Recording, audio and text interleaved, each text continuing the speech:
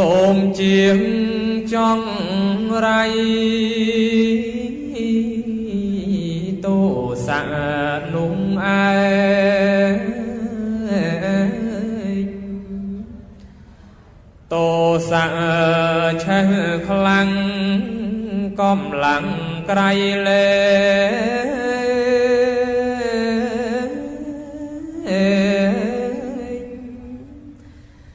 តែឲ្យដោះវែងគ្មានអ្វីខ្លាំងដូចត្រូវកាត់ពីតិចត្រូវក្តាច់ពីតូច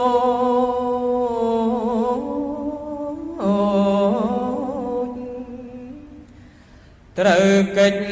ឲ្យរួចផុតទោសដែលខឹង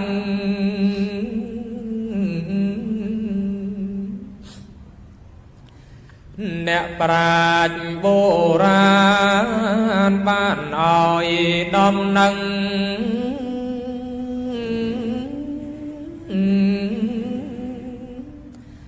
ថាបើគុំខឹង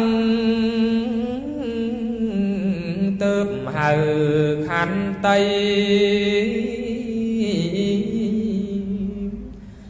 ឲ្យគេ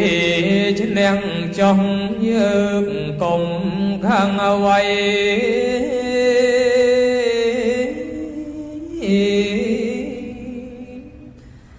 កុំខឹង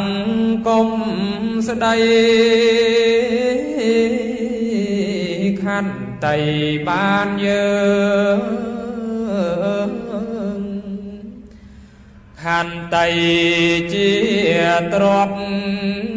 គូគប់ថ្កុំថ្កើ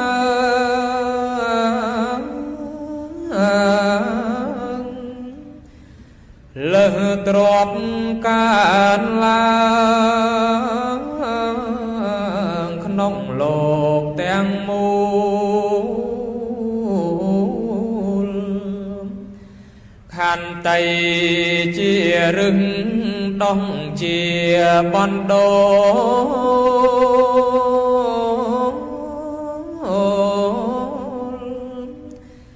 ខន្តីជាមូលមេធម៌ទាំងអស់ខន្តីជាយានជាស្ពានសប្បុរស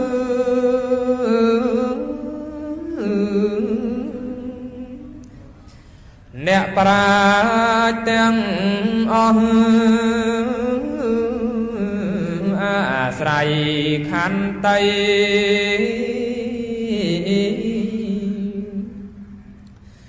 ទៅសូនិតពេលគ្មានទៅដោយអ្វី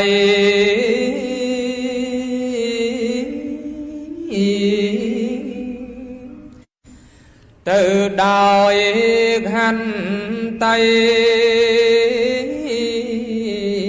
ជាស្ពានជន់ដើរខន្តីជាសុខស្រណុកប្រសើរ